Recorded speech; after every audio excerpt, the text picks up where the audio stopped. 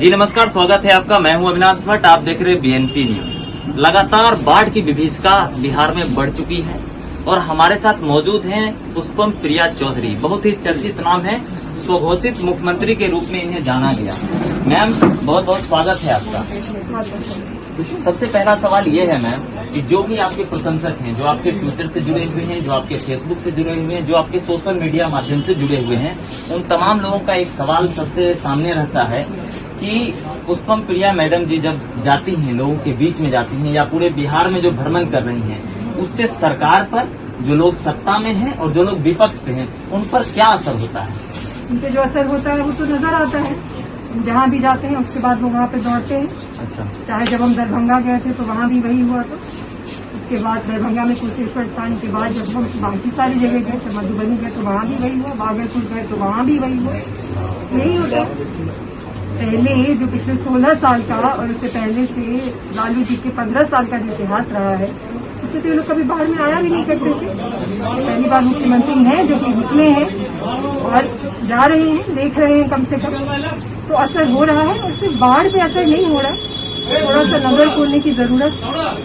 जिस तरीके से वो प्रतिक्रिया देते हैं, जिस तरीके से वो चीजें करते हैं, उससे साफ पता चल रहा है असर हो रहा है। मैम, दूसरा सवाल है कि लोग कहते हैं कि बिहार की जो राजनीति है वो जातिवाद के कील पे होती है, मतलब क्षेत्रवाद के कील पे होती है, जातिवाद से मतलब काफी दुखदायी होता है।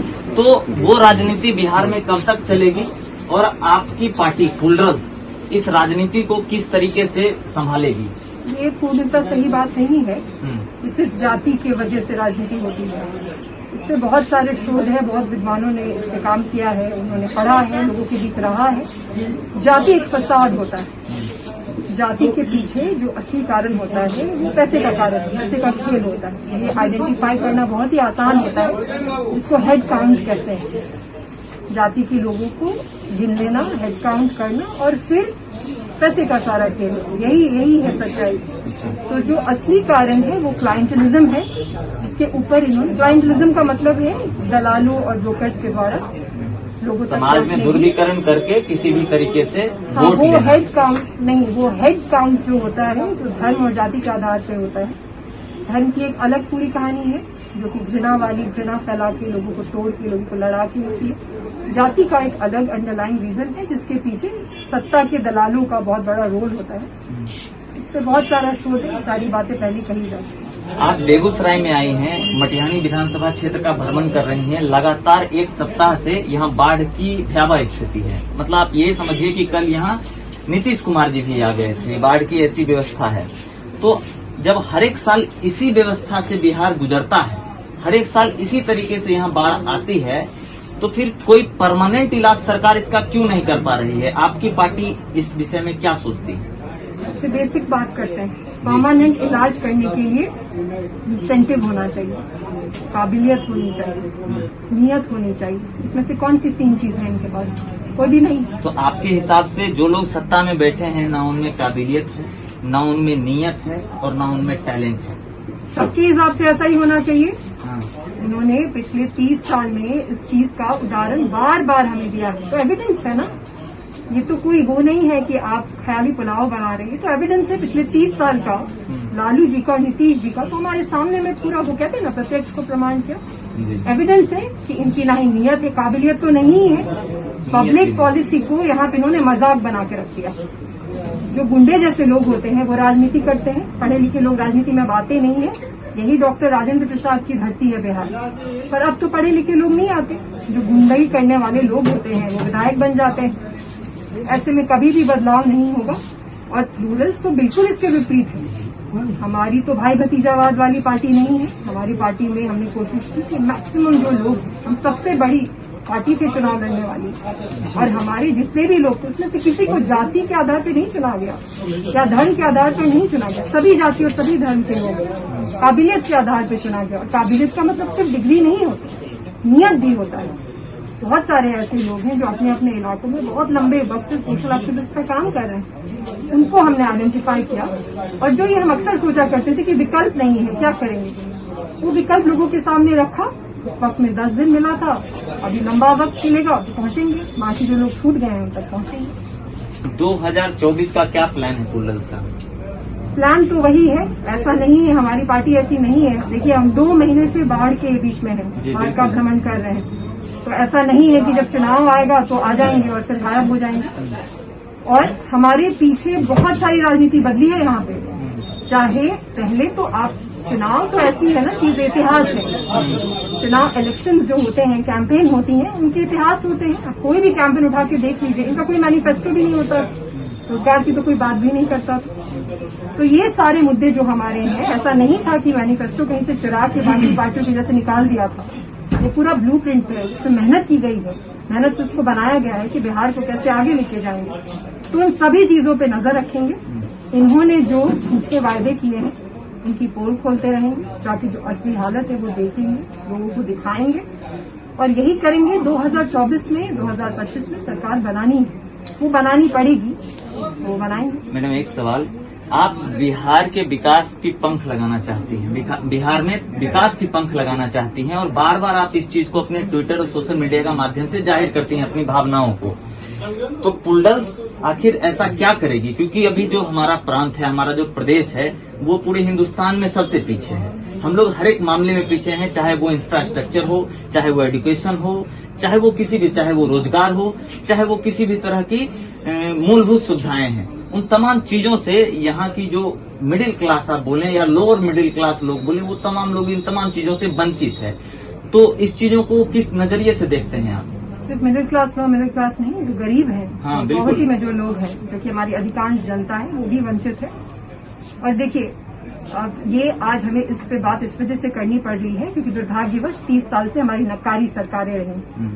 वही करेंगे, पड़ लगाने का, पंख लगाने का ये मतलब होता है कि जिस तरीके से पॉलिसी पूरे देश में बनती है वैसी पॉलिसी बनाएंगे, वो पॉलिसीज बनानी पड़ेंगी। उस रास्ते पे वो जो इकोनॉमी को डेवलप करने का जो रास्ता है, इनका 12% दर है। 12% दर में कुछ नहीं होने वाला, बहुत जोर से बिहार को धक्का देने की जरूरत पड़ेगी। और ऐसा भी नहीं है कि वो असंभव है। आप रिसोर्सेज की बातें करते हैं, आज हम ही कांवड़ झील गए, इनका जो जल जीवन हरियाली है, 25,000 करोड़ का इनका वो प्रोजेक्ट है, वो परियोजना है, उसका उन्होंने 20% भी आज तक कांवड़ झील पे खर्चा नहीं किया है। वो पूरी परियोजना में ठेकेदारी वाले तालाब बनते हैं और वो पता नहीं फिर क्या हो जाता है इनका। तो आपको भी पता है कि जिस दिन अच्छी नीयत के साथ और ईमानदारी के साथ पॉलिसी वैसे ही बनाई जाएगी जैसे हमारे ही पूरे देश में बनाई जाती है। हमने ही इस देश को इसका नेशनल एम्बलम दिया, जो अशोक स्तंभ है, हमने ही दिया था। बिल्कुल हमने ही दिया। हम पूरे विश्व में एक वक्त में सबसे आगे हुआ करते थे, वही धरती है ये। इसको तो लालू जी और नीतीश जी ने मिलकर चौपट कर दिया है। और 30 साल में जो यहाँ के लोग हैं, वो भी ये मान बैठे हैं कि यही नियति है। ऐसा क्या कर देंगे ये जो कि बदल जाएगा? काम करेंगे, पॉलिसीज बनाएंगे, पूरे विश्व में जैसे पॉलिसीज बनती हैं, जो बनानी सीखी हैं, जो आती हैं, वो अपने राज्य के लिए बनाएंगे, ईमानदारी से काम करेंगे। आज यहाँ पे जो भी काम होता है, जहाँ भी जाते हैं, लोगों के बीच को कहते हैं कि जितनी भी इनकी योजनाएं हैं, उस पर ये जो देते हैं उससे ज्यादा तो ये पैसा मांगते हैं।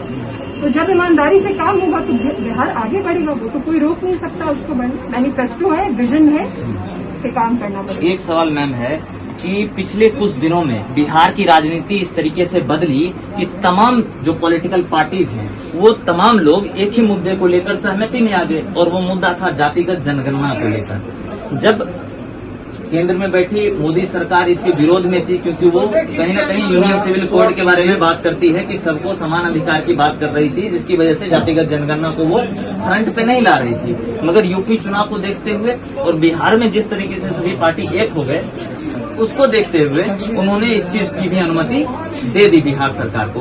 तो जातिगत जनगणना के ऊपर पुल्डल्स पार्टी और पुष्पम प्रिया जी क्या सोचती हैं? ये मैंने कई बार कहा है, ऑन रिकॉर्ड फिर से कह देती हूँ। इसमें दो चीजें, एक बिहारी के तौर पे पहले कहूंगी, जब हमारे मैनिफेस्टो में हमने लिखा था न जाति न धर्म, तो जातिगत राजनीति करने वाले, अपने आप को युवा कहने वाले सभी लोगों ने अपने अपने पोस्टर पे लिख दिया। पर आज तो क्लियर हो गया, जातिगत जनगणना जरूरी, वो इस वजह से जरूरी है क्योंकि इन्फॉर्मेशन एसिमेट्री है।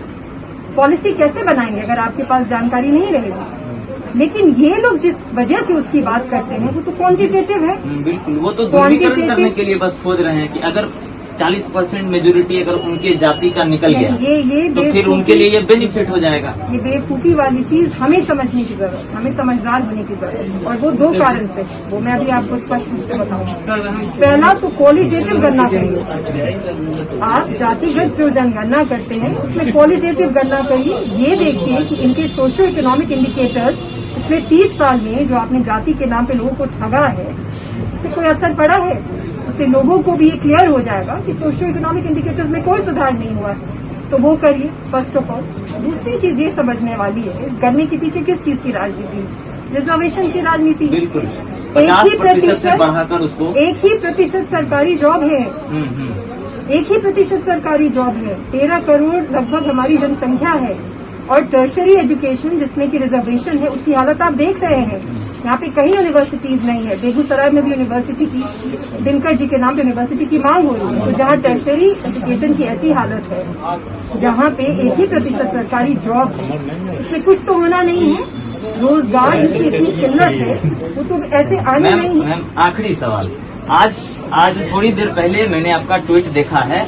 आपने उस ट्वीट में अपने चहीते नेता सुभाष चंद्र बोस के बारे में बात की। आपने कहा कि जिस तरीके से लोग किसी तथाकथित तारीख को उनके एनिवर्सरी का डेट घोषित कर रहे हैं, क्योंकि ये अभी तक क्लियर नहीं है, तो ऐसा क्यों हो रहा है और इस पे आप क्या सोचते हैं? देखिए, मैं बहुत ही एविडेंस बेस्ड चीजें करती हूँ। बिल्कुल, ऐसे ही हवा में बाकी नेताओं की जैसे कुछ भी बोल देना। ये बात तो अब बहुत ही ज्यादा क्लियर हो गया है कि वो तारीख वो नहीं है, उसके बाद भी शायद वो जिंदा रहे हैं। और इस पे सरकार को, क्योंकि हम जानना चाहते हैं, लोग जानना चाहते हैं कि इसके पीछे क्या वजह है, तो सरकार को इस पे एविडेंस देना पड़ेगा। सिर्फ ऐसे ही हर चीज मुद्दों को अपनी मर्जी से बना के और लोगों को भ्रमित करके तो काम चलना नहीं है। और वो असली नेताजी थे, उनपे उन्होंने जो देश के लिए जो सोचा और जो हमेशा कहते हैं कि सुभाष जी असली नेता हैं, बाकी बात सब नकली। वो तो आपको बिहार की हालत देखी पता चल जानी चाहिए कि बाकी सब नकली। बहुत बहुत धन्यवाद मैम।